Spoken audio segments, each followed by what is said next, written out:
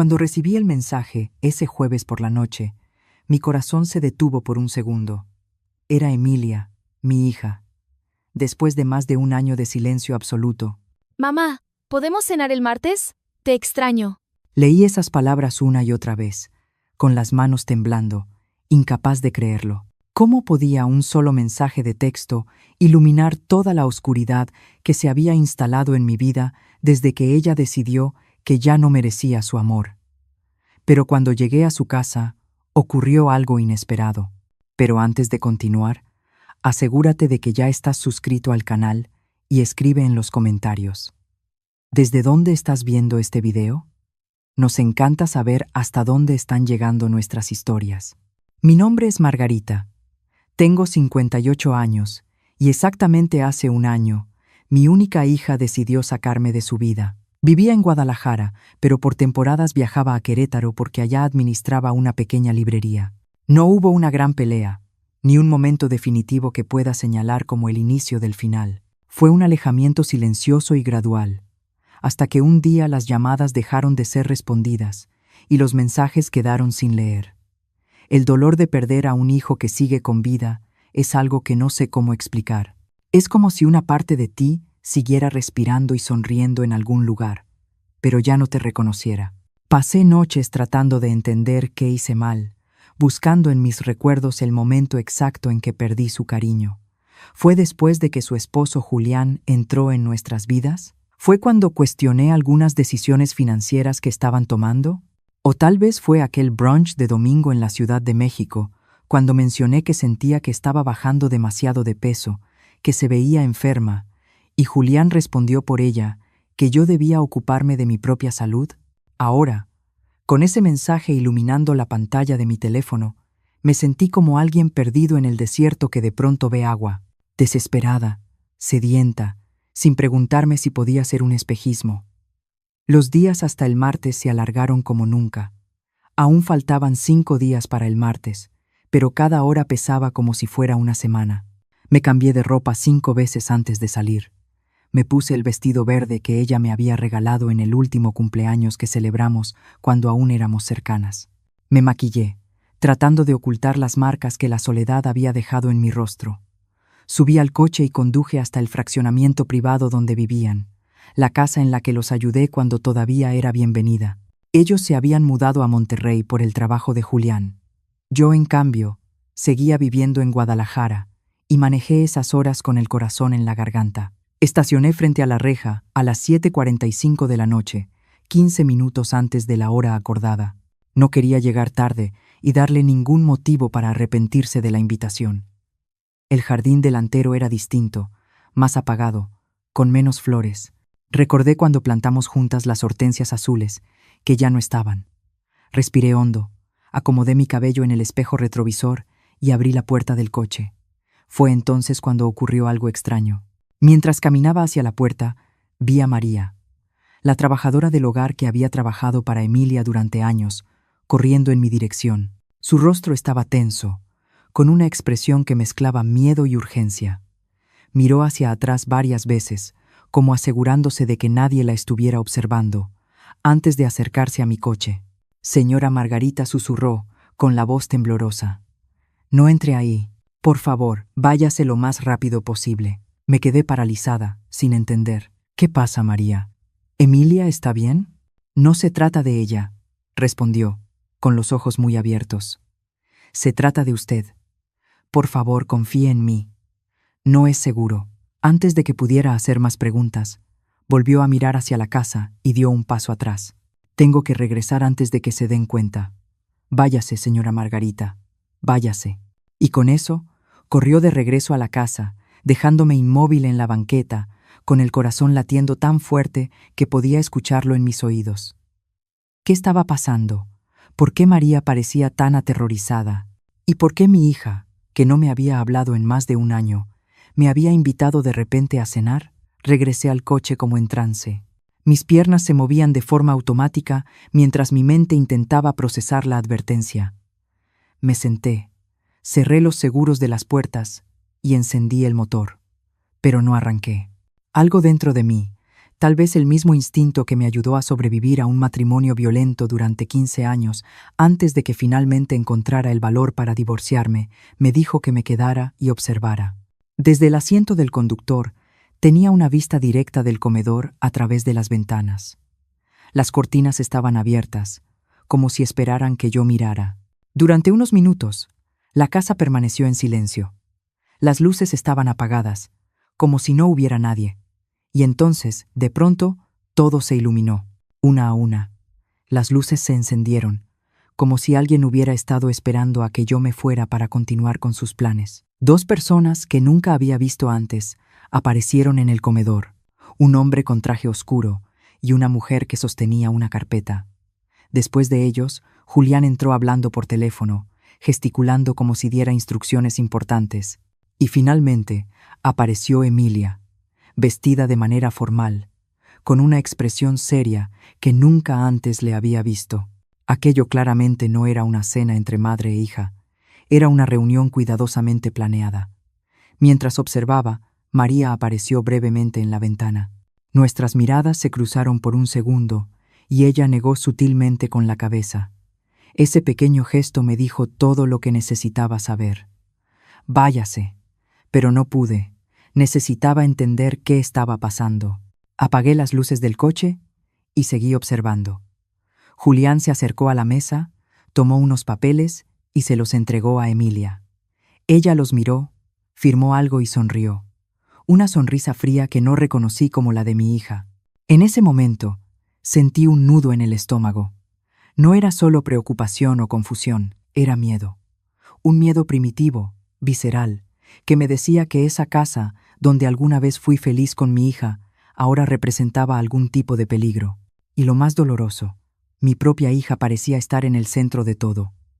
Pasaron 15 minutos mientras yo permanecía paralizada, observando cómo se desarrollaba aquella escena extraña. Julián salió del comedor y regresó con más papeles. Emilia revisó algo en la pantalla de una tableta. Las dos personas desconocidas seguían ahí, hablando entre ellas. Parecía una reunión de negocios, no una cena familiar. Entonces Julián miró su reloj y después miró hacia la ventana, directamente en dirección a mi coche. Instintivamente me agaché, con el corazón acelerado. Cuando volví a levantar la vista, las cortinas estaban cerradas. La casa que alguna vez fue el lugar donde acuné a mi hija para dormir, se transformó, frente a mí, en un misterio amenazante. Encendí el coche y me alejé. Pero no fui a casa. No podía. Me estacioné en una gasolinera a unos cuantos kilómetros, en las afueras de Monterrey, y traté de ordenar mis pensamientos. Cuando por fin pude respirar, tomé una decisión. No me quedaría ahí. Esa misma madrugada manejé de regreso a Guadalajara, sin parar, con el cuerpo en piloto automático. No me atreví a regresar de inmediato a mi departamento. Necesitaba pensar, calmarme y asegurarme de que nadie me estuviera siguiendo. ¿Qué clase de trampa era esa? ¿Por qué Emilia me llamaría para una cena que claramente no existía? Y, lo más importante, ¿qué sabía María para estar tan asustada? Saqué mi teléfono y volví a leer el mensaje de Emilia. Las palabras parecían diferentes ahora. Solo nosotras dos. Tal vez no era una invitación para reconciliarnos, sino para algo mucho más oscuro. ¿Acaso la mujer que yo crié, a quien amé incondicionalmente, estaba planeando algo en mi contra? La idea era tan dolorosa que las lágrimas comenzaron a rodar por mi rostro antes de que me diera cuenta. Entré al baño de la gasolinera para lavarme la cara. En el espejo vi a una mujer que apenas reconocía. El cabello canoso, profundas ojeras oscuras, una mirada asustada. ¿Era esta yo ahora? ¿En esto me había convertido el dolor de perder a mi hija? Me apoyé en el lavabo y respiré hondo. No podía derrumbarme. Necesitaba saber qué estaba pasando. De regreso en el coche, me di cuenta de que tenía una llamada perdida. Era de un número desconocido. Segundos después, el teléfono vibró con un mensaje. Señora Margarita, soy yo, María. Necesitamos hablar mañana al mediodía, en la cafetería de la Central de Autobuses de Monterrey. Es importante. No le diga a nadie. Esa noche no pude dormir. Cada vez que cerraba los ojos, veía el rostro de Emilia firmando esos papeles, Julián mirando su reloj. la expresión de terror en los ojos de María. ¿Qué estaban planeando? ¿Y por qué mi propia hija estaría involucrada en algo en mi contra? Cuando el sol comenzó a salir, yo seguía despierta.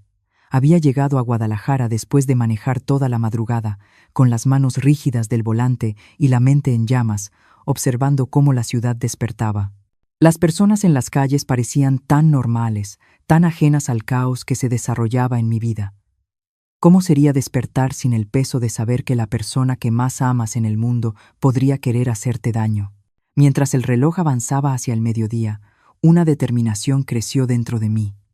Tomé el primer camión de regreso a Monterrey, no por valentía, sino porque necesitaba la verdad antes de que fuera demasiado tarde.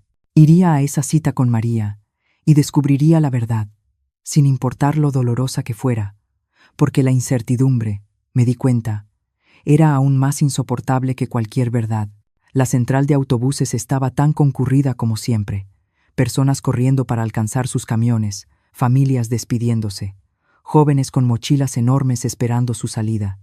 Yo me sentía fuera de lugar ahí. Una mujer de mediana edad, sola, buscando respuestas a preguntas que ni siquiera sabía cómo formular. La cafetería estaba en una esquina apartada, un lugar pequeño con mesas de formica y sillas de plástico. Elegí una mesa desde donde podía ver la entrada y pedí un café que sabía que no podría beber. Tenía el estómago hecho un nudo. A las 12:10, María entró. Vestía de forma sencilla, con una chamarra oscura y una bufanda que le cubría parcialmente el rostro. Sus ojos se movían nerviosos, revisando cada rincón del lugar antes de dirigirse hacia mi mesa. «Señora Margarita», susurró ella, sentándose rápidamente. «Gracias por venir, María. Por el amor de Dios, dime qué está pasando», le supliqué, tomando sus manos temblorosas sobre la mesa. «¿Por qué me detuviste ayer? ¿Qué está planeando Emilia?» María miró a su alrededor, como si temiera que alguien nos estuviera observando, y bajó aún más la voz. «No es solo Emilia, señora Margarita, es Julián. Él controla todo». Un escalofrío me recorrió la espalda. Desde el principio, nunca confié del todo en Julián. Había algo en él, una frialdad calculadora detrás de esa sonrisa encantadora. Pero Emilia estaba tan enamorada que nunca quiso escuchar mis preocupaciones. «¿Controla cómo?», pregunté. María respiró hondo. «Desde hace meses he visto cosas extrañas en esa casa. El señor Julián aísla a Emilia. Primero fueron sus amigas, luego la familia. Usted fue la última en ser apartada, pero fue Emilia quien dejó de hablar», me dije, confundida. «No, señora Margarita. Fue él quien la convenció de que usted intentaba controlar su vida, de que no respetaba sus decisiones». Hizo una pausa y continuó. «Él lo tuerce todo. Hace que Emilia crea que todos están en su contra, que solo él la protege». María bajó la mirada, con los ojos llenos de lágrimas. «Está bajando de peso porque incluso controla lo que come. Le dice que debe mantenerse en forma, que a nadie le gustan las mujeres gordas». Sentí náuseas. Las piezas empezaban a encajar. El distanciamiento gradual, los cambios en el comportamiento de Emilia, la manera en que comenzó a repetir frases que sonaban ensayadas. «¿Y la cena de ayer?», pregunté. «¿Por qué invitarme?». María bajó aún más la voz. Escuché una conversación entre ellos. El señor Julián dijo que necesitaban su firma en unos documentos. Tragué saliva. Algo sobre la casa que usted ayudó a comprar y unas acciones que el papá de Emilia le dejó. Cosas sobre las que usted todavía tiene cierto control. El departamento que ayudé a financiar cuando Emilia se casó seguía parcialmente a mi nombre, y las acciones que mi exesposo, el padre de Emilia, dejó cuando falleció. Yo era la administradora hasta que ella cumpliera 35 años, lo cual ocurriría en solo unos meses. ¿Querían que firmara papeles para transferirles todo? «No solo eso», dijo María, dudando, con los ojos fijos en los míos.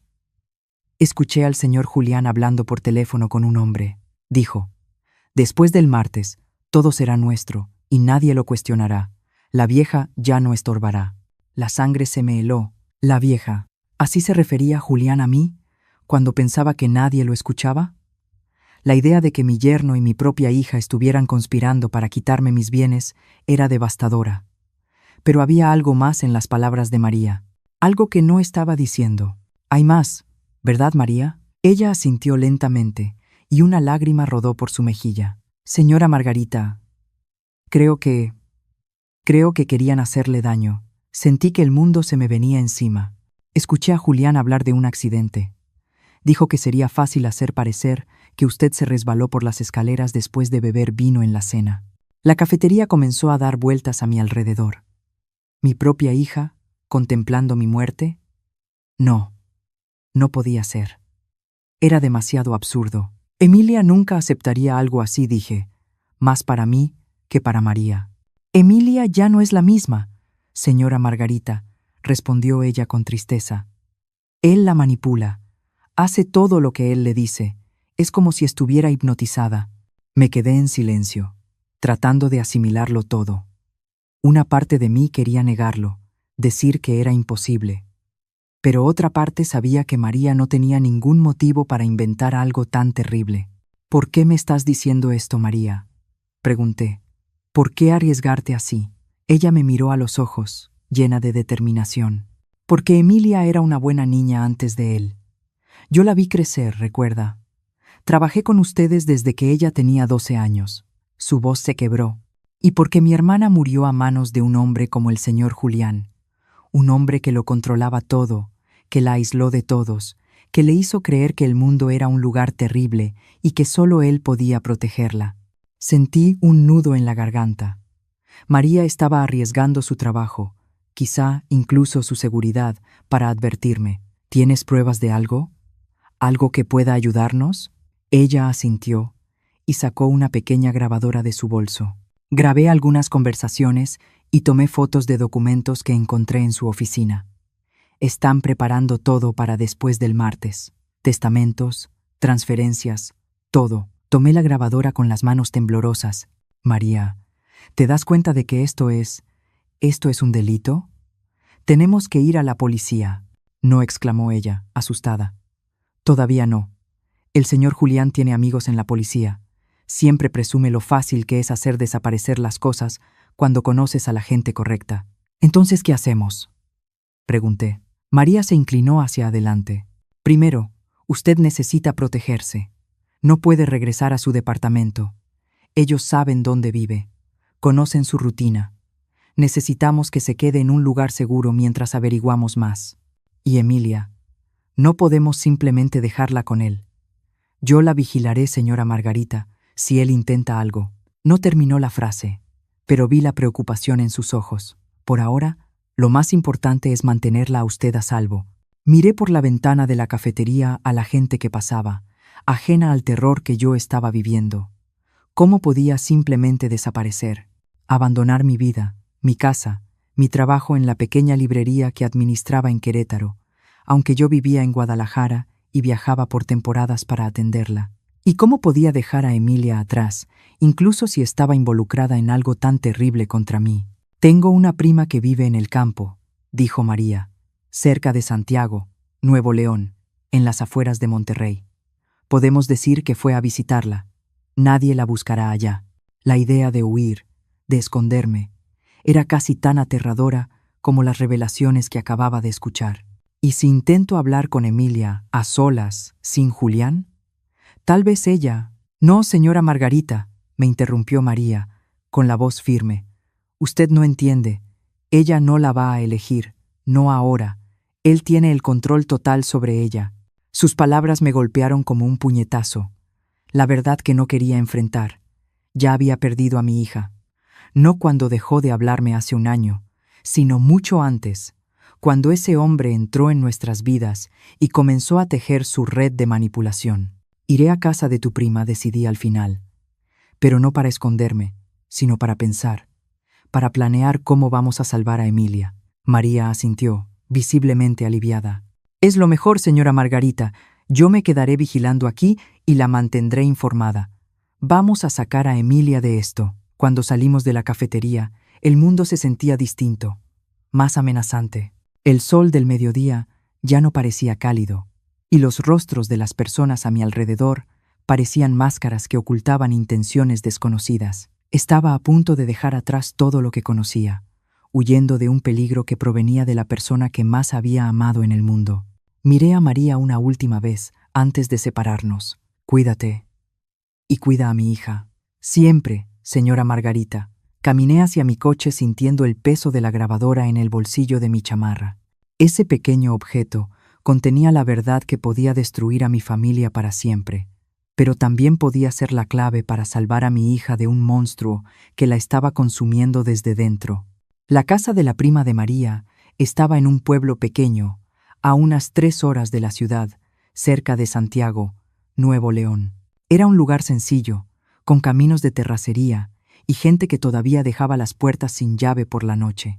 Beatriz, una mujer de más de 70 años, me recibió como si fuéramos viejas amigas, haciendo pocas preguntas cuando María explicó vagamente que necesitaba un lugar donde quedarme por unas semanas. Cualquier amiga de María es amiga mía, dijo, mostrándome el cuarto del fondo de la casa, con una cama de hierro y cortinas florales que me recordaron la casa de mi abuela. Quédese el tiempo que necesite. Esa primera noche, sentada en el porche bajo un cielo estrellado que nunca se ve en la ciudad, intenté poner mis pensamientos en orden. Escuché las grabaciones que María me había dado y examiné las fotografías de los documentos. Cada prueba era más perturbadora que la anterior. Julián había creado meticulosamente un plan para apoderarse no solo de las acciones que pertenecían a Emilia, sino también de propiedades que estaban a mi nombre. Había un testamento falsificado con mi supuesta firma, dejando todo a Emilia en caso de mi muerte, y otros documentos, transferencias, poderes notariales, todos con falsificaciones de mi firma, solo esperando las fechas para ser presentados. Pero la parte más aterradora fue escuchar la voz de mi propia hija en esas grabaciones, una voz que apenas reconocía, aceptando mecánicamente lo que decía Julián, repitiendo frases ensayadas sobre cómo yo siempre la había controlado, cómo nunca la apoyé, cómo merecía quedarme sola. Era como escuchar las palabras de él saliendo de su boca, como si fuera un ventrílocuo y ella su marioneta. A la mañana siguiente, tomé mi teléfono para llamar a Benjamín, mi abogado y amigo de toda la vida, pero dudé. ¿Y si Julián estaba monitoreando mis llamadas? ¿Y si descubría dónde estaba? Decidí ser más cautelosa. Usé el teléfono fijo de la casa de Beatriz, llamando desde un número que Julián no conocía. ¿Margarita?, respondió Benjamín, sorprendido. ¿Dónde estás? He llamado varias veces a tu celular. Necesitaba salir de la ciudad por unos días, respondí vagamente. Benjamín, necesito tu ayuda, pero tiene que ser con mucha discreción. Le expliqué la situación de la forma más concisa posible, sin entrar en demasiados detalles por teléfono. Benjamín escuchó en silencio, haciendo de vez en cuando preguntas directas. Esto es grave, Margarita dijo finalmente. Si tienes pruebas de lo que dices, debemos ir a las autoridades de inmediato. Todavía no respondí, recordando la advertencia de María. Julián tiene contactos. Tenemos que ser estratégicos. Entonces, ¿qué sugieres? Necesito pruebas más concretas. Algo que no pueda ser ignorado ni encubierto.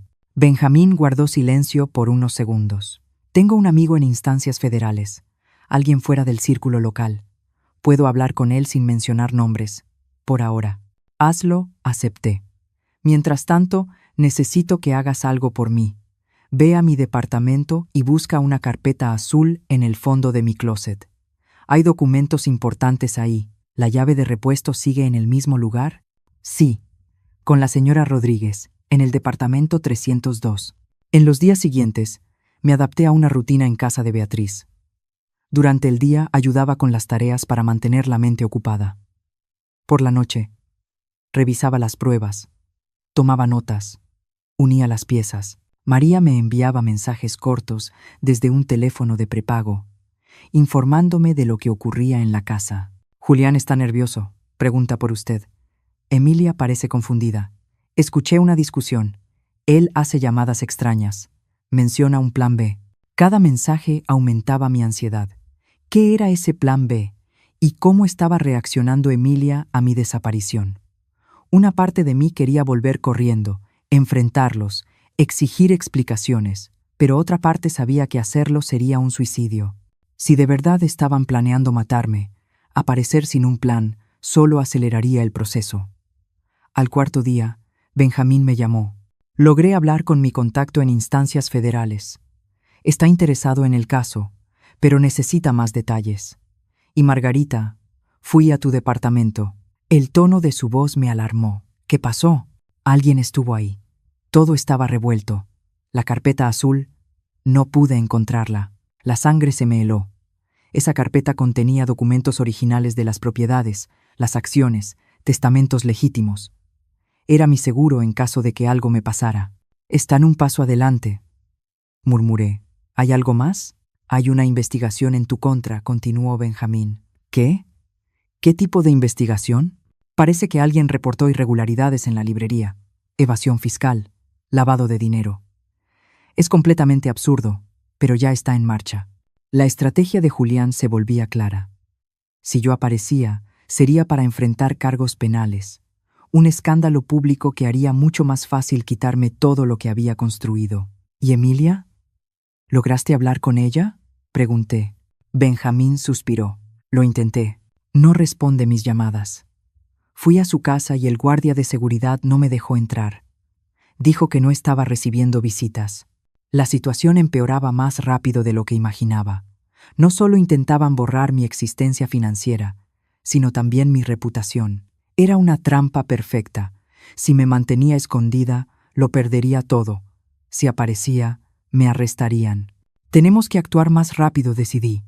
Tu contacto en instancias federales puede iniciar una investigación sin alertar a la policía local, tal vez, pero necesitaría pruebas concretas. Tengo grabaciones, fotografías de documentos. ¿Eso basta para empezar? Quizá. Voy a revisarlo. Cuando colgué, me di cuenta de que Beatriz estaba en la puerta de la cocina, observándome con preocupación. Son problemas serios, ¿verdad?, preguntó, sentándose conmigo a la mesa. Asentí, sin entrar en detalles. Ella tomó mis manos entre las suyas, arrugadas por el tiempo y el trabajo. Sabes, querida, cuando yo era joven, mi esposo me golpeaba todos los días por cualquier cosa. Yo pensaba que lo merecía. Así eran las cosas. Hasta que un día golpeó a nuestro hijo.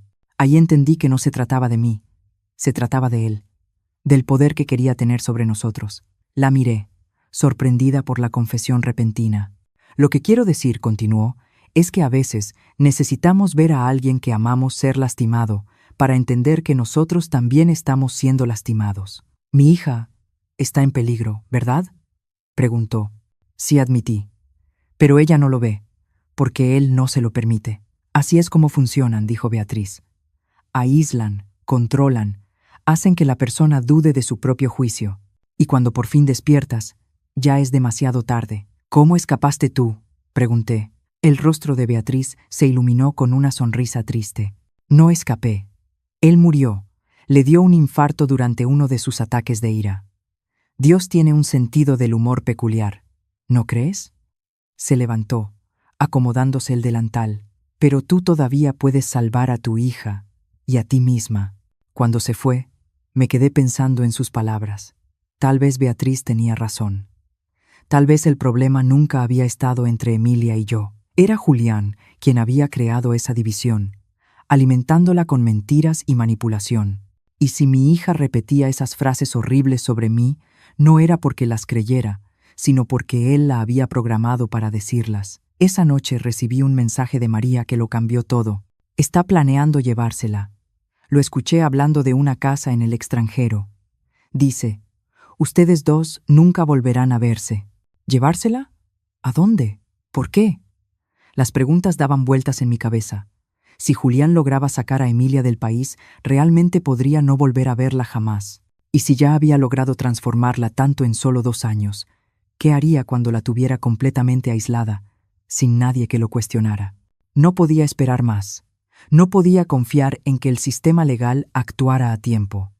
Mi hija estaba en peligro inmediato, aunque ella no lo supiera. Tenía que sacarla de las garras de Julián antes de que fuera demasiado tarde. Tomé mi teléfono y llamé a Benjamín. Cambio de planes, dije en cuanto contestó. No vamos a esperar la investigación formal. Tenemos que actuar ahora. ¿Qué tienes en mente? Vamos a sacarla de ahí, respondí, sorprendida por la firmeza de mi propia voz. Vamos a sacar a mi hija de esa casa, y tú me vas a ayudar. Los siguientes 2 días los pasamos desarrollando un plan que, en circunstancias normales, habría considerado una locura. Pero nada había sido normal desde hacía mucho tiempo. Benjamín, al principio renuente, terminó aceptando que no podíamos esperar el lento proceso legal, especialmente con la amenaza de Julián de sacar a Emilia del país. Entiendes que esto puede salir mal de muchas maneras, ¿verdad? Me advirtió durante una de nuestras llamadas desde el teléfono de prepago que Beatriz me había prestado. Lo entiendo, respondí. Pero quedarme de brazos cruzados mientras mi hija desaparece para siempre sería mucho peor. Benjamín tenía contactos. Uno de ellos era Marcos, un ex policía que ahora trabajaba como investigador privado en Monterrey. Otra era Sara, una psicóloga especializada en víctimas de relaciones abusivas. Ambos aceptaron ayudar, más por la amistad que tenían con Benjamín que por creer del todo en mi historia. Pero eso no importaba. Lo que yo necesitaba eran personas competentes, no convicción. El plan era relativamente sencillo. Necesitábamos crear una situación en la que Emilia estuviera sola, sin Julián, el tiempo suficiente para poder hablar con ella. María sería clave para esto. Ella nos avisaría cuando Julián saliera de la casa, preferentemente por varias horas, y entonces actuaríamos. ¿Y si ella no quiere irse contigo?, preguntó Marcos durante nuestra reunión en un pequeño comedor de carretera a las afueras de Monterrey. No necesita quererlo, explicó Sara. En casos de manipulación psicológica severa, la víctima rara vez reconoce su situación. Nuestra misión es crear una interrupción en el control para permitirle pensar por sí misma, aunque sea solo por unas horas. ¿Y si él regresa mientras estamos ahí?, pregunté, sintiendo un escalofrío solo de pensarlo. Estaré preparado, respondió Marcos, sin dar más detalles, pero su tono me hizo creer que sabía cómo manejar a hombres como Julián. La oportunidad llegó 3 días después. María me envió un mensaje a las 9 de la mañana. Se va hoy a Miami. Reunión de negocios. Vuelo a las 11. No regresa hasta la noche. Ella estará sola. Mi corazón comenzó a latir con fuerza. Era ahora o nunca. Me reuní con Benjamín, Marcos y Sara en el punto acordado. Una gasolinera a 10 minutos de la casa de Emilia. Benjamín se veía nervioso, revisando el reloj constantemente.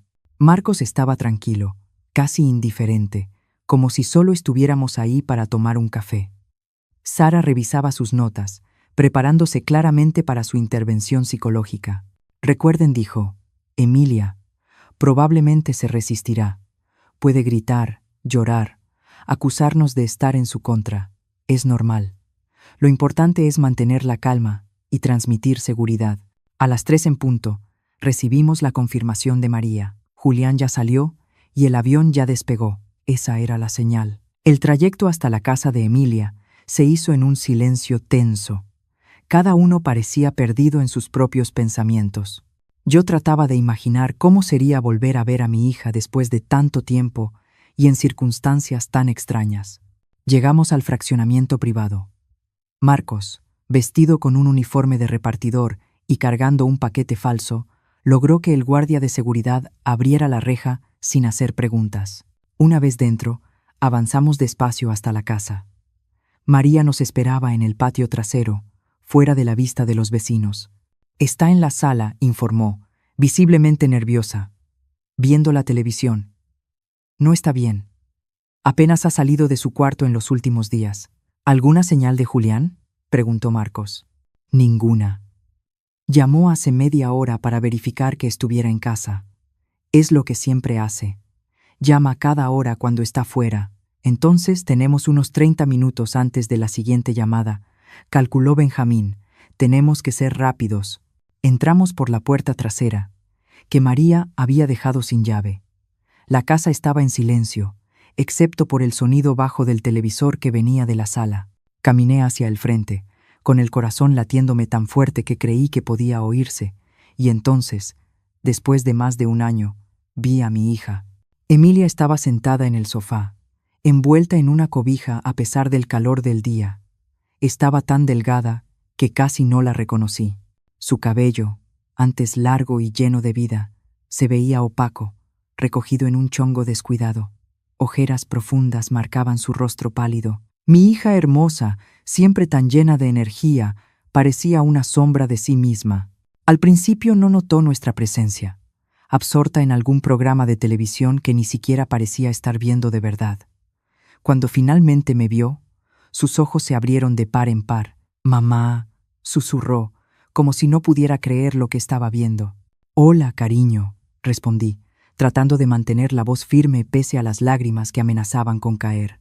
Se levantó de golpe, dejando caer la cobija.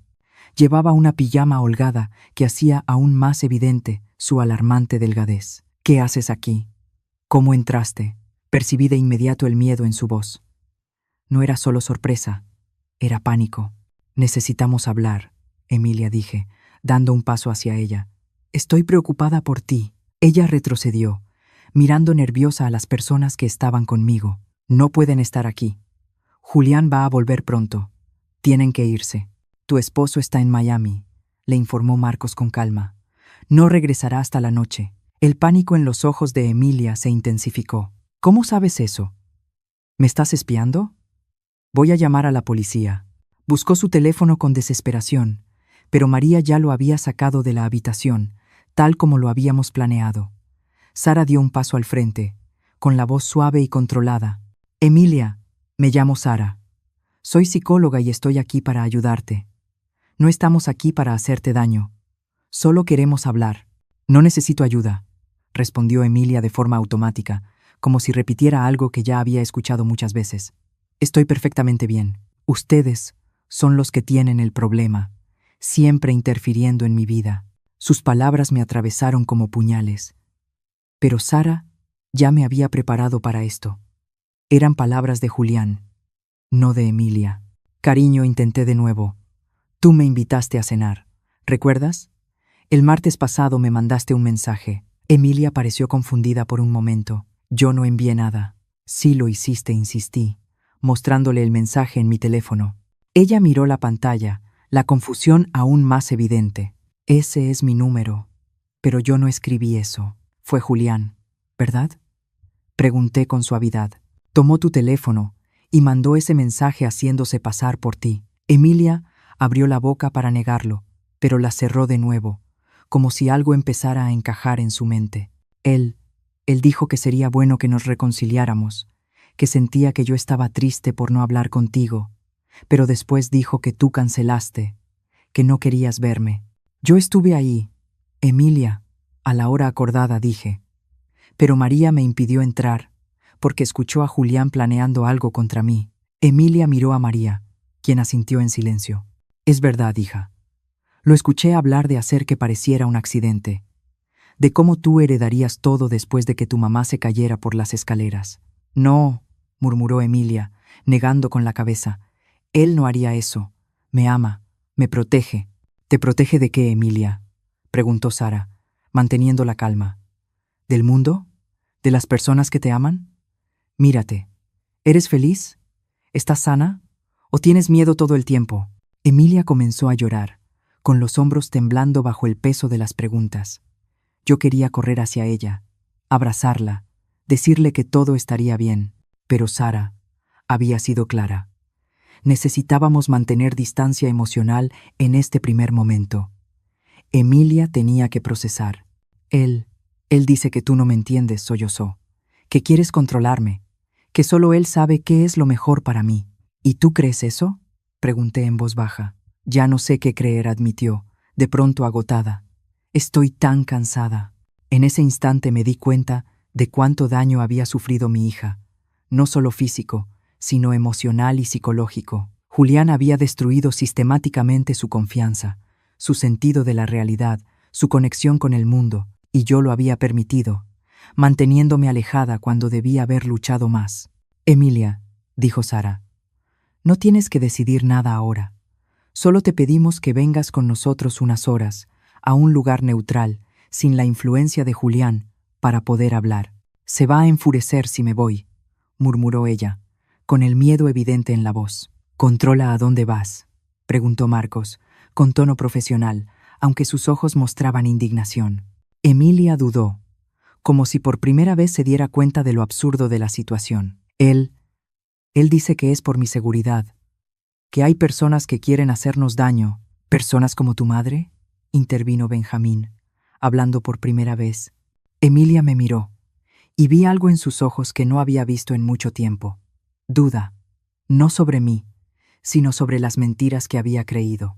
Él dijo que tú querías mantenerme lejos de él porque estabas celosa, porque yo tenía un matrimonio perfecto y tú fracasaste en el tuyo. Respiré hondo, sintiendo el golpe de esas palabras, pero entendiendo que no eran realmente suyas. Emilia, tu padre y yo nos separamos porque él me fue infiel. Tú lo sabes, y jamás he querido otra cosa que tu felicidad. Si Julián realmente te hiciera feliz, yo sería la primera en apoyarte. Pero no te hace feliz, ¿verdad? Sara aprovechó ese momento de vulnerabilidad. Estás cada vez más aislada, más delgada y más asustada cada día. Las lágrimas de Emilia corrían libremente ahora. Él dice que estoy gorda, que nadie me va a querer si no me cuido, que debería agradecerle que me acepte así.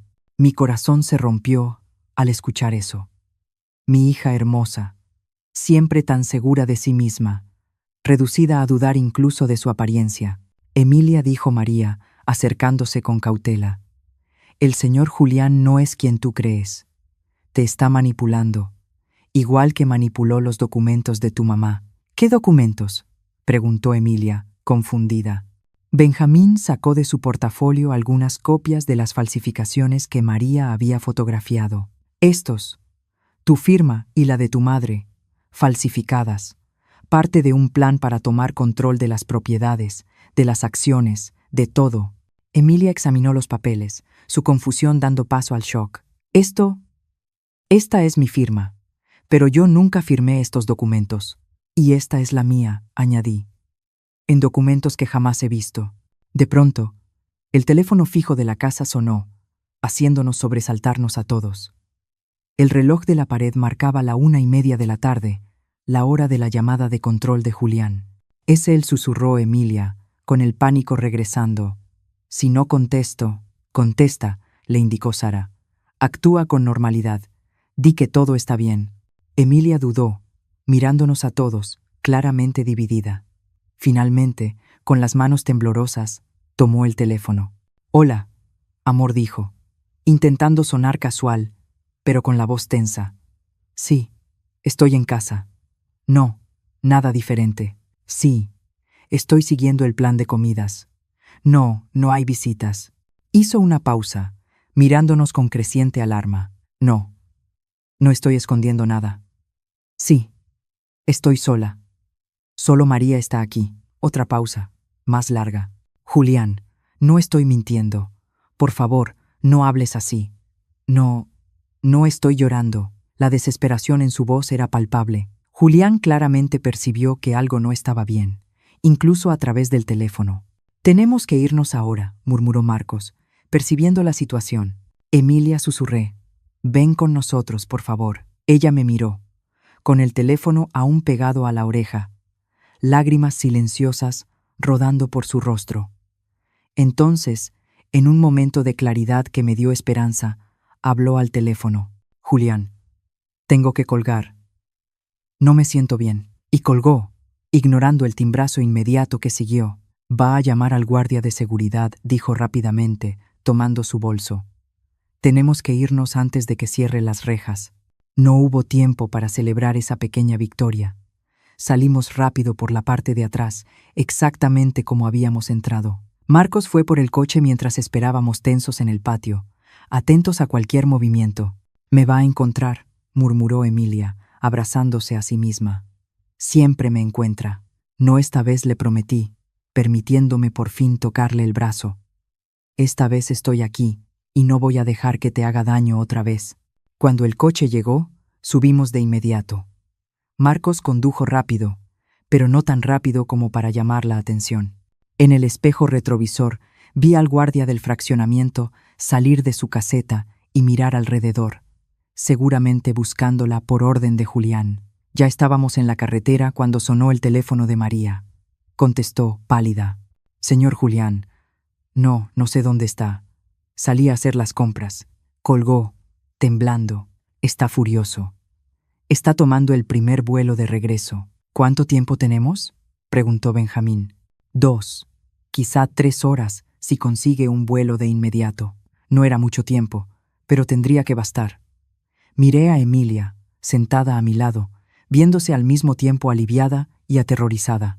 Había dado el primer paso, el más difícil, pero la batalla apenas comenzaba. ¿A dónde vamos?, preguntó con voz pequeña. A un lugar seguro, respondí, tomándole la mano. Un lugar al que él no pueda llegar. Y mientras el coche avanzaba por la carretera, alejándonos de esa casa de horrores, sentí una mezcla de miedo y determinación. Julián iría tras nosotros con toda su furia y sus recursos, pero no me echaría atrás. No esta vez. Mi hija me necesitaba, y yo estaría ahí para ella, costara lo que costara. El lugar seguro era una pequeña granja que pertenecía a la familia de Marcos, a unos 96 kilómetros de la ciudad, lo suficientemente aislada para darnos privacidad, pero lo bastante cerca de la civilización como para no quedar completamente vulnerables. La casa principal era sencilla, con 3 habitaciones, una sala grande y una cocina rústica. Emilia permaneció en silencio durante la mayor parte del trayecto. De vez en cuando tomaba el teléfono que María le había devuelto antes de salir y miraba la pantalla, pero no respondía a las llamadas constantes de Julián. Cada vez que el teléfono sonaba, se estremecía como si esperara un golpe físico. «Podemos apagarlo», sugirió Sara con suavidad. «No necesitas escuchar su voz ahora». Emilia dudó, pero finalmente le entregó el aparato a Sara, quien lo apagó y lo guardó en su bolso. Cuando llegamos a la granja, ya estaba oscureciendo. El cielo tenía ese tono morado que precede a la noche total, y las primeras estrellas comenzaban a aparecer. «Entremos», dijo Marcos, estacionando el coche cerca del porche.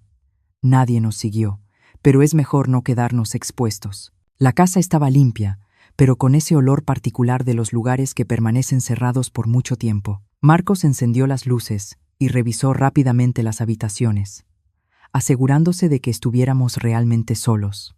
Benjamín fue a la cocina a preparar café, mientras Sara llevó a Emilia al sofá de la sala, hablándole en voz baja, probablemente usando técnicas para tranquilizarla. Yo me quedé de pie en medio de la sala, mirando a mi hija, aún intentando procesar que de verdad estaba ahí, que habíamos logrado sacarla de esa casa. Parecía irreal, como un sueño del que temía despertar. «Ustedes dos necesitan hablar», dijo Sara, levantándose. «Voy a ayudar a Benjamín en la cocina».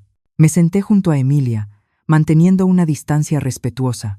Estaba encorvada, como si intentara ocupar el menor espacio posible. Sus manos delgadas y pálidas se retorcían nerviosas en su regazo. «¿Cómo te sientes?», pregunté, sabiendo que era una pregunta torpe, pero sin saber por dónde empezar. Se encogió de hombros, un gesto que me recordó tanto a la adolescente que alguna vez fue. «¿Confundida? ¿Asustada? No sé qué estoy haciendo aquí. Estás aquí porque una parte de ti sabe que algo no está bien», respondí con suavidad, aunque sea difícil admitirlo. Emilia levantó la vista y vi en sus ojos una mezcla de enojo, miedo y confusión. «Tú odias a Julián. Siempre lo has odiado desde el principio». «No, Emilia. Desconfié de él cuando vi cómo te estaba cambiando, cómo te alejaba de todos los que te amaban». «Él me protege», respondió automáticamente, pero su voz ya no tenía convicción. «¿De qué, cariño? ¿De quién? ¿De tu madre que solo quiere verte feliz? ¿De tus amigos a los que no ves desde hace más de un año? ¿De la vida que dejaste por él?». No respondió, pero vi cómo se le llenaban los ojos de lágrimas. «Emilia, mírate», continué, procurando no sonar acusatoria. «Estás tan delgada que apenas te reconocí. Le tienes pánico a una llamada de tu propio esposo. Vives aislada, sin amigos, sin familia. ¿Eso es protección o es una prisión?». Una lágrima se escapó y recorrió su mejilla. Él dice que es por mi bien, que yo era ingenua, que la gente quería aprovecharse de mí». «¿Y quién se aprovechó de ti, cariño?», pregunté. «Tus amigos que te llamaban todos los días hasta que dejaste de contestar. Yo, que te llamé durante meses sin respuesta. O el hombre que controla lo que comes, a dónde vas y con quién hablas». Ella se cubrió el rostro con las manos, sollozando en silencio. Yo quería abrazarla, pero sabía que debía dejarla procesar sus propias emociones. Emilia necesitaba llegar a sus propias conclusiones. ¿Cuándo fue la última vez que te sentiste verdaderamente feliz? Pregunté tras un momento. Levantó el rostro, pensativa. No lo sé. Antes, supongo. Antes de que todo se volviera tan complicado. Antes de que empezara a aislarte. Antes de que te hiciera dudar de ti misma y de todos a tu alrededor. Emilia asintió lentamente, como si admitiera algo para sí misma por primera vez. Al principio era distinto. Era atento, cariñoso, me hacía sentir especial. Así es como operan, dijo Benjamín, regresando a la sala con una charola de café. Empiezan haciéndote sentir la persona más importante del mundo. Luego, poco a poco, te van desgastando, te aíslan, hasta que dependes completamente de ellos. Emilia lo miró con curiosidad. ¿Cómo sabes eso? Benjamín colocó la charola sobre la mesa y se sentó en el sillón frente a nosotras. Mi hermana pasó por algo parecido. Nos tomó años darnos cuenta de lo que estaba ocurriendo. Para cuando finalmente logramos sacarla de esa situación, ya casi no era la persona que conocíamos. ¿Y cómo está ahora?, preguntó Emilia, con un destello de esperanza en los ojos. ¿Está mejor? No está completamente recuperada, respondió Benjamín. Dudo que alguien se recupere del todo de ese tipo de abuso. Pero volvió a vivir. Tiene amigos, trabaja, sonríe, cosas simples que antes parecían imposibles. La palabra abuso hizo que Emilia se estremeciera. Él nunca me golpeó, murmuró.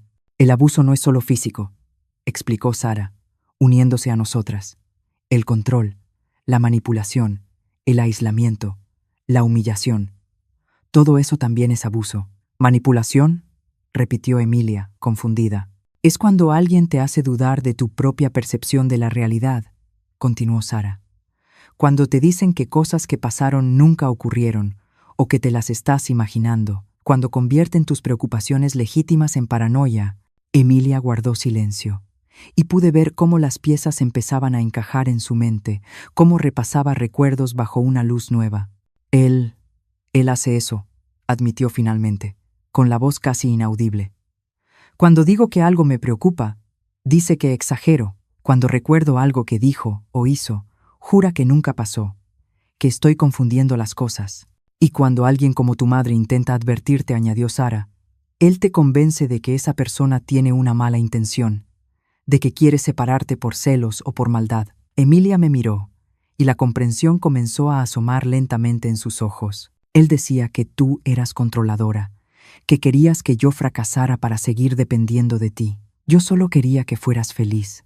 Cariño, respondí, sintiendo que la voz se me quebraba, y podía verte desaparecer frente a mis propios ojos. El teléfono de Marcos sonó, interrumpiendo el momento. Contestó de inmediato, y su expresión se endureció. Está en la casa de Beatriz, informó al colgar. Uno de mis contactos en la policía me avisó. Julián logró rastrear una llamada que hiciste desde ahí, Margarita. Está furioso, amenazando a todo el mundo. La sangre se me heló. ¿Beatriz está bien? Sí. No estaba en casa. Pero él está interrogando a los vecinos, mostrando fotos tuyas y de Emilia. Es solo cuestión de tiempo antes de que alguien mencione haberlas visto salir juntas. Emilia se puso aún más pálida. Si eso era posible, nos va a encontrar, susurró, con el pánico evidente en la voz. No, aseguró Marcos. Nadie sabe de esta granja excepto personas de absoluta confianza. Y estamos preparados si intenta algo. ¿Preparados cómo?, pregunté, alarmada. Marcos abrió su chamarra y mostró una pistola en la cintura. Soy ex policía, ¿recuerdas? Tengo permiso legal, y no dudaré en usarla si amenaza a alguien aquí. La visión del arma me inquietó, pero también me dio una extraña sensación de alivio. Julián no era el tipo de hombre que se detuviera con palabras o amenazas vacías. Era peligroso, y tal vez necesitábamos protección real. ¿Qué hacemos ahora?, preguntó Benjamín. Está claro que está dispuesto a todo para encontrarlas. Con la evidencia que tenemos, debemos ir a instancias federales, decidí. Mañana a primera hora. Mientras más esperemos, más peligroso se vuelve esto. De acuerdo, dijo Marcos. Tengo un amigo que puede escoltarnos a la oficina correspondiente y asegurarse de que nos escuchen las personas correctas. Miré a Emilia, que temblaba ligeramente. ¿Estás dispuesta a testificar contra él? ¿A contar lo que te hizo a ti y a nuestra familia? Ella dudó, con el miedo aún visible en los ojos. Pero luego, lentamente, asintió. Sí, estoy cansada de vivir así, cansada de tener miedo todo el tiempo. Esas palabras simples me llenaron de esperanza. Mi hija estaba regresando, poco a poco, recuperando su voz, su fuerza. Entonces, queda decidido, declaró Benjamín. Mañana a primera hora iremos. Esta noche, descansamos. Marcos organizó turnos de vigilancia. No todos estaban comprados. Marcos conocía a un agente decente que aún respetaba la ley, aunque Julián tuviera su red en la comandancia. Él y Benjamín se alternarían para asegurarse de que nadie se acercara a la casa durante la noche. Sara preparó un sedante suave para Emilia, que estaba claramente agotada, tanto física como emocionalmente. La llevé a una de las habitaciones, donde se acostó sin siquiera cambiarse de ropa. Me senté a su lado en la cama, observando su rostro cansado. Mamá murmuró, ya medio dormida por el efecto del medicamento. Sí, amor, lo siento. Por todo. Por creerle a él en lugar de confiar en ti. Le acaricié el cabello como cuando era niña. No fue tu culpa, cariño. Hombres como Julián son expertos en manipulación. No tenías forma de saberlo. Debí haberlo sabido, insistió, con los ojos cerrándose. Debí ver las señales. Shh, susurré. Descansa ahora. Mañana tendremos tiempo para hablar de todo esto. Tomó mi mano, apretándola débilmente. No me dejes, mamá. Por favor, nunca más, prometí, con los ojos llenos de lágrimas. Nunca volveré a dejarte sola. Me quedé a su lado hasta que se quedó profundamente dormida, su respiración volviéndose lenta y regular. Al verla así, vulnerable y agotada, renové en silencio mi promesa. Nadie volvería a hacerle daño a mi hija. Nadie volvería a hacerla sentir pequeña o insignificante. Ni Julián, ni ningún otro hombre. Cuando estuve segura de que estaba profundamente dormida, salí del cuarto en silencio. En la sala encontré a Benjamín, Marcos y Sara hablando en voz baja. ¿Cómo está?, preguntó Sara. ¿Dormida? Sí, respondí, sintiéndome de pronto agotada también. El medicamento hizo efecto rápido. Necesita ese descanso, dijo Sara. Su cuerpo y su mente han estado en estado de alerta constante durante mucho tiempo. Vivir bajo ese tipo de estrés es agotador. Me senté con ellos y acepté una taza de café que Benjamín me ofreció. ¿Qué crees que pase mañana?, pregunté. Si todo sale bien, Julián será llamado a declarar, explicó Marcos. Con la evidencia que tenemos, las grabaciones, los documentos falsificados, el testimonio de Emilia y de María, hay una buena posibilidad de que se emita una orden de restricción inmediata. ¿Y si no funciona?, pregunté, sintiendo que el miedo regresaba. Vamos al plan B, respondió Benjamín. Tengo contactos en otros estados. Podemos llevarlas a un lugar seguro mientras resolvemos todo por la vía legal. La idea de huir, de esconderme con Emilia en algún lugar lejano, no era ideal, pero haría cualquier cosa por mantenerla a salvo. Seguimos hablando un rato más, afinando los detalles del plan para el día siguiente, hasta que el cansancio finalmente me venció. Sara me acompañó a otra habitación, asegurándose de que yo también descansara. Fuiste muy valiente hoy, me dijo mientras me acostaba. Sacar a alguien de una relación abusiva es una de las cosas más difíciles y peligrosas que existen. Es mi hija, respondí simplemente. Haría cualquier cosa por ella. Sara sonrió con suavidad. Descansa. Mañana será un día importante. Cuando se fue, me quedé mirando el techo, tratando de ordenar mis pensamientos. Habían pasado tantas cosas en los últimos días. Mi vida se había puesto de cabeza desde aquel mensaje que recibí el jueves. Parecía que hubiera pasado una vida entera. Me dormí pensando en Emilia, en la niña sonriente que fue, y en la mujer fuerte que sabía que podía volver a ser. Soñé con días más simples, cuando éramos solo nosotras dos contra el mundo después de que su padre se fue. Días de risas en la cocina, de películas en el sofá, de confesiones a medianoche. Me desperté sobresaltada con el sonido de un vidrio rompiéndose. Por un instante estuve desorientada, sin saber dónde estaba. Luego los recuerdos regresaron de golpe. La granja, la extracción de Emilia, el plan para mañana.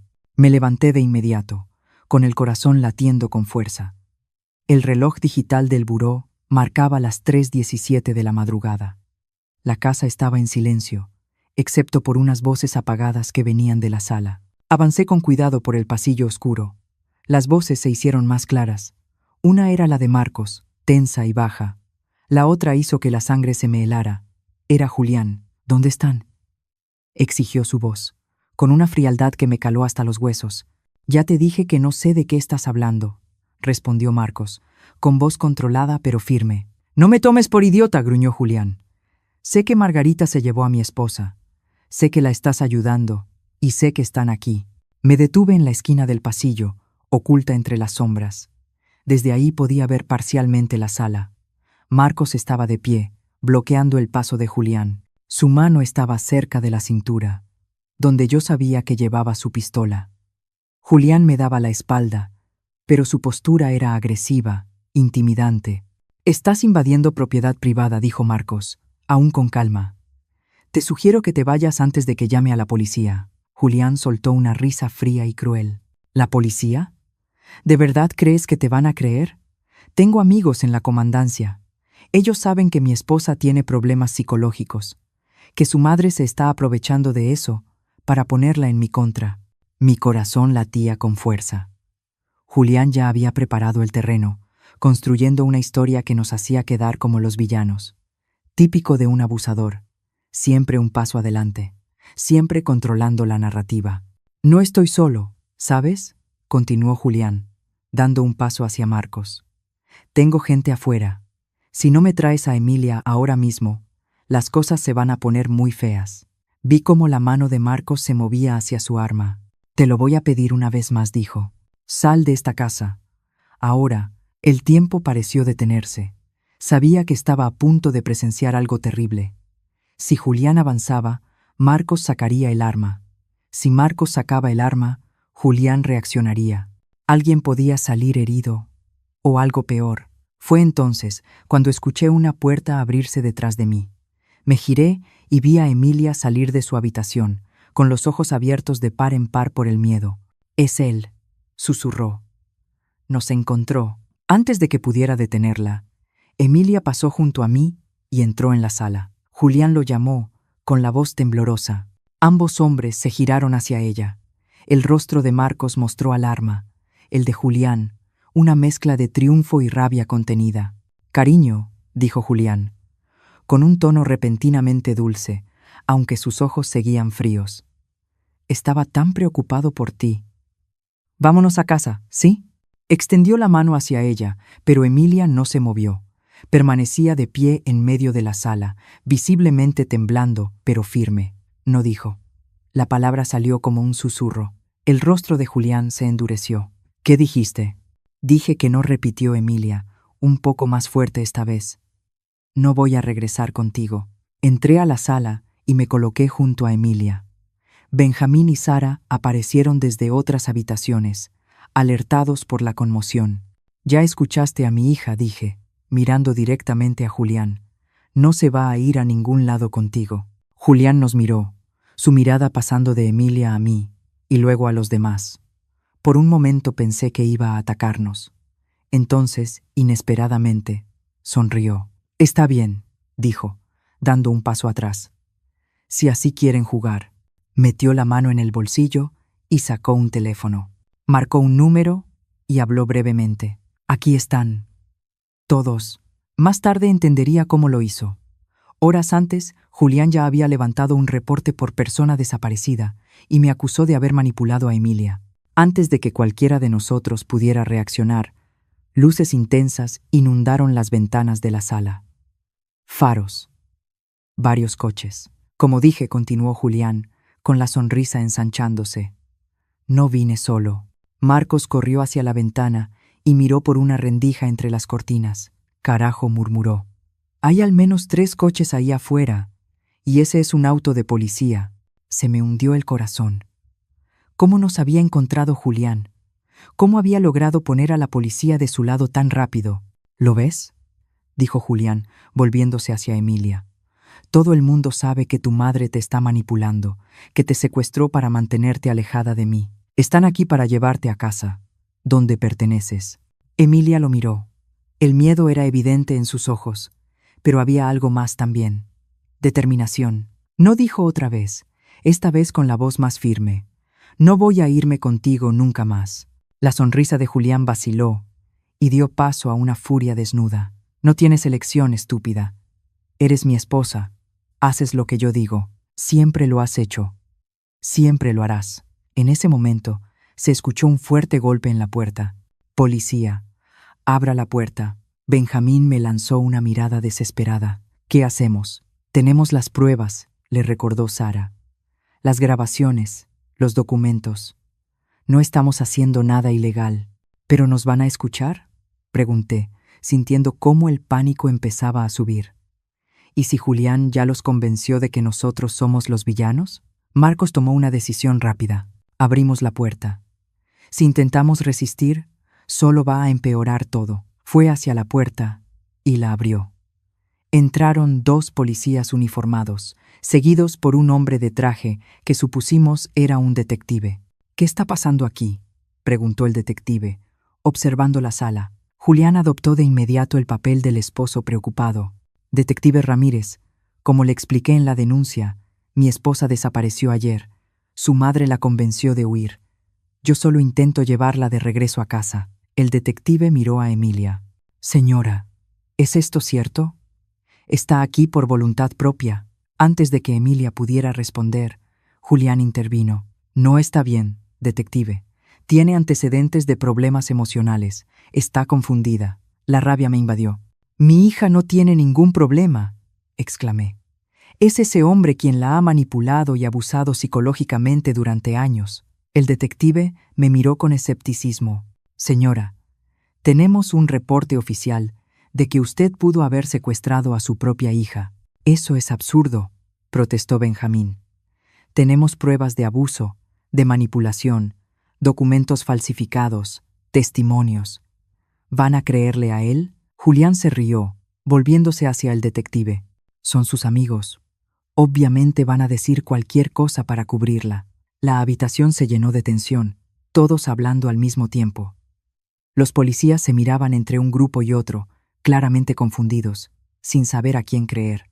Fue entonces cuando Emilia dio un paso al frente. Quiero presentar una denuncia, dijo, con una voz sorprendentemente clara y firme. La sala quedó en silencio. Todas las miradas se dirigieron hacia ella. ¿Una denuncia por qué, señorita?, preguntó el detective. Abuso psicológico y emocional, respondió Emilia.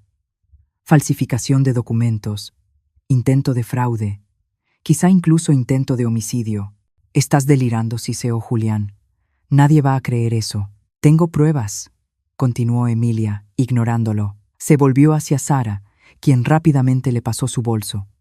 De dentro, Emilia sacó la grabadora que María me había dado. Aquí hay grabaciones de mi esposo, hablando de planes para falsificar la firma de mi madre y tomar control de sus propiedades. También hay grabaciones donde habla de un accidente que mi madre sufriría durante una cena que nunca estuvo planeada. El detective tomó la grabadora, observándola con interés. Esto es serio, señorita. ¿Está segura de lo que está diciendo? Completamente, respondió Emilia. Entonces, lentamente, desabotonó la manga de su blusa y la subió, revelando moretones en sus brazos, marcas de dedos claramente visibles contra su piel pálida. Y esto, dijo, es lo que pasa cuando no estoy de acuerdo con él, cuando no como exactamente lo que me ordena, cuando hablo con alguien sin su permiso. Me quedé mirando los brazos de mi hija, con náuseas. ¿Cómo no me di cuenta? ¿Cómo no vi las señales físicas del abuso? Pero claro, Julián era demasiado inteligente para dejar marcas visibles y nos había mantenido alejadas durante tanto tiempo. El detective miró a Julián, ahora con una expresión muy seria. Señor, creo que necesitamos hablar en la comandancia.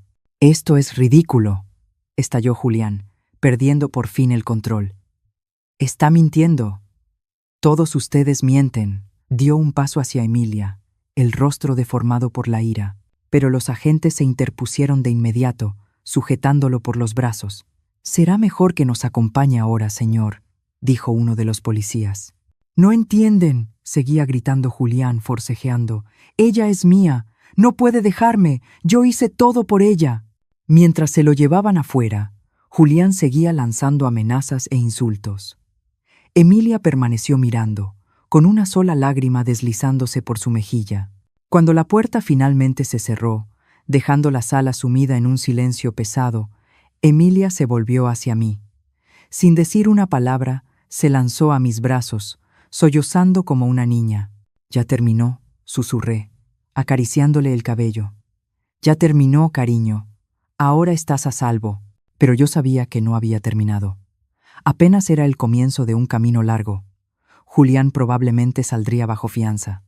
Habría investigaciones, declaraciones, quizá un juicio, y el proceso de recuperación de Emilia sería largo y difícil.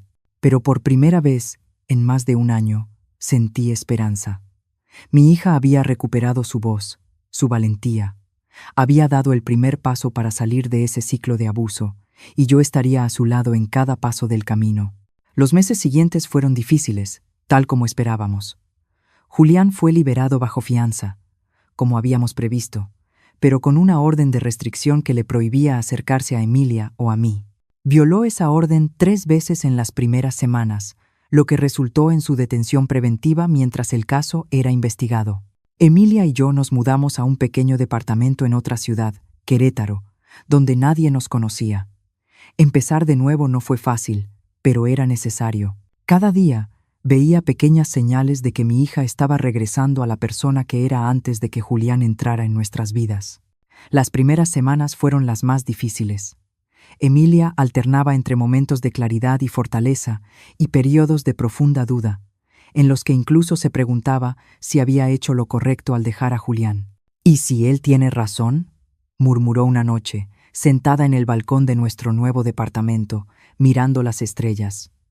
«¿Y si no puedo vivir sin él?». «Viviste sin él durante 25 años antes de conocerlo», respondí con suavidad. «Y eras una persona increíblemente independiente, llena de sueños y planes». «Ya no recuerdo a esa persona», admitió, con la voz apenas audible. «Yo sí la recuerdo», dije, tomando su mano, «y voy a ayudarte a encontrarla otra vez». Emilia comenzó terapia con Sara, quien se ofreció a atenderla sin cobrar hasta que estuviéramos estables económicamente. En las sesiones, fue desenterrando poco a poco las capas de manipulación y abuso que Julián había construido a su alrededor. Con cada revelación, mi corazón se rompía un poco más. Cómo controlaba lo que comía, insistiendo en que estaba gorda cuando en realidad estaba peligrosamente delgada. Cómo revisaba su teléfono a diario, borrando mensajes de amigos y familiares, a veces incluso respondiendo por ella para alejar a la gente. Cómo la convenció gradualmente de que yo era tóxica, controladora y celosa de su felicidad. «Le creí», me dijo un día, llorando en mis brazos. «Le creí cuando decía que tú querías separarnos porque estabas celosa. ¿Cómo pude ser tan ciega?». «Los manipuladores son expertos en distorsionar la realidad», le expliqué, repitiendo lo que Sara nos había enseñado. «Encuentran pequeñas inseguridades y las explotan, convirtiéndolas en muros que te separan de las personas que te aman». Benjamín se encargó del proceso legal. La investigación reveló mucho más de lo que esperábamos. Julián no solo había falsificado firmas en documentos, había creado un esquema elaborado para transferir no solo las propiedades y acciones de Emilia, sino también las mías, a cuentas en el extranjero. Había pruebas de otros delitos financieros que involucraban a más personas a las que había manipulado a lo largo de los años. «Es un depredador serial», nos explicó Benjamín, mostrándonos los informes. «Ustedes no fueron las primeras víctimas, pero espero que sí sean las últimas». Cuando el caso finalmente llegó a juicio, 6 meses después de aquella noche en la granja, Emilia estaba lo suficientemente fuerte para testificar. La observé en el estrado, contando su historia con una claridad y firmeza que me hicieron llorar. Ya no era la mujer frágil y asustada que habíamos rescatado de aquella casa. Julián fue declarado culpable de múltiples cargos, incluidos fraude, falsificación, abuso psicológico e intento de despojo patrimonial agravado. La sentencia fue de 15 años de prisión, sin posibilidad de libertad condicional durante los primeros 8. Cuando salimos del juzgado ese día, Emilia respiró hondo, mirando el cielo azul sobre nosotras. «Es extraño», dijo. «Todavía lo amo de alguna forma retorcida. Es como si una parte de mí quisiera creer que todo lo que vivimos fue real, que de verdad le importaba. Lo que tú sentiste por él fue real», respondí. «El problema es que lo que él sentía por ti no era amor, era posesión. Y hay una enorme diferencia entre ambas cosas». Ella asintió lentamente. «Voy a necesitar tiempo para desaprender todo lo que me enseñó, para volver a confiar en los demás y en mí misma». «Tienes todo el tiempo del mundo», cariño, le dije, «y no estás sola en este camino. Han pasado 5 años desde aquella noche en la granja. 5 años de sanación, de reconstrucción, de redescubrimiento». Emilia terminó su maestría y ahora trabaja en un centro de apoyo para víctimas de violencia familiar en la Ciudad de México. Yo sigo al frente de la librería, que se ha convertido no solo en un negocio, sino en un espacio de comunidad y concientización. Julián cumple su condena sin derecho a contactarnos. De vez en cuando recibimos noticias suyas a través de Benjamín, que sigue atento al caso. Al parecer, ha intentado encontrar a una nueva víctima por correspondencia, una mujer que cree estar comunicándose con un empresario condenado injustamente. Las autoridades ya fueron alertadas y esa comunicación está siendo monitoreada. Algunas cicatrices nunca desaparecen del todo. Hay momentos en los que Emilia se sobresalta con un ruido repentino, o cuando su mirada se pierde porque algo le recuerda a aquellos años. Hay noches en las que yo todavía tengo pesadillas pensando en lo que pudo haber pasado si no hubiéramos actuado a tiempo. Pero también hay momentos de pura alegría, de libertad, de paz, como hoy, un domingo por la tarde, mientras recibimos amigos para una carne asada en el patio del pequeño casa adosada que compramos juntas. Emilia sonríe, conversa animadamente con un grupo, su confianza restaurada, su belleza interior visible otra vez para todos. María también está aquí. Dejó su trabajo en la casa de Julián, que fue vendida para pagar indemnizaciones, y ahora trabaja con nosotras en la librería. Ella y Emilia desarrollaron una amistad fuerte, unidas por la experiencia compartida. Benjamín, Marcos y Sara se convirtieron en parte de nuestra familia elegida. Nos reunimos con frecuencia, no solo para recordar el pasado, sino para celebrar el presente y planear el futuro. Mientras observo esta escena, a mi hija feliz, rodeada de personas que de verdad se preocupan por ella, siento una profunda gratitud, no solo por haber sobrevivido, sino por haber aprendido a vivir de nuevo, a vivir de verdad. Emilia nota que la estoy mirando y sonríe. Esa sonrisa que ilumina sus ojos y me calienta el corazón. Se disculpa con sus amigos y viene hacia mí, sentándose a mi lado en la banca del jardín. «¿En qué estás pensando?», me pregunta, apoyando la cabeza en mi hombro, como cuando era niña. «En lo extraña que es la vida», respondo. «En cómo a veces tenemos que pasar por el infierno para encontrar el camino de regreso a casa». Ella asiente, entendiendo perfectamente. «¿Sabes qué aprendí de todo esto?», dice tras un momento de silencio. «¿Qué, cariño?». «Que el amor verdadero no encarcela, no controla, no te hace sentir menos. El amor verdadero libera, fortalece, te hace crecer». Aprieta mi mano, como tu amor por mí. Lágrimas silenciosas recorren mi rostro.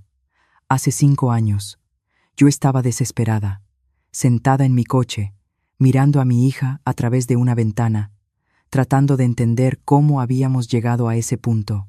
Hoy ella está aquí, a mi lado, libre de las cadenas invisibles que la sujetaban, y yo estoy aquí, siendo testigo del milagro de su recuperación, sabiendo que no importa cuán oscura sea la noche. Siempre existe una oportunidad para empezar de nuevo cuando llega el amanecer. «Mamá», dice Emilia, interrumpiendo mis pensamientos. «Gracias por nunca rendirte conmigo».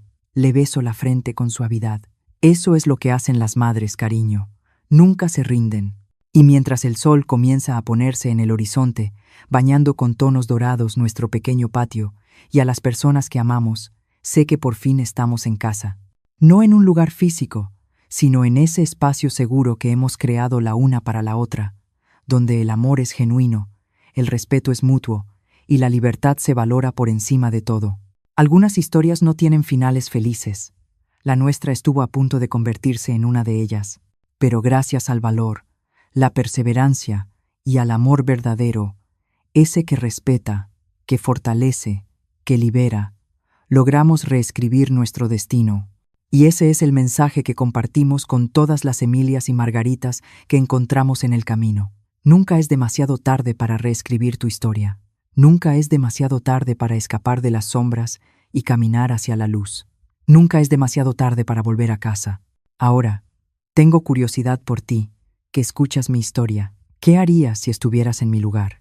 ¿Has pasado por algo parecido? Déjalo en los comentarios. Gracias de corazón por escuchar esta historia hasta este último momento. Y mientras tanto, en la pantalla final te dejo otras 2 historias favoritas del canal que, sin duda, te van a sorprender.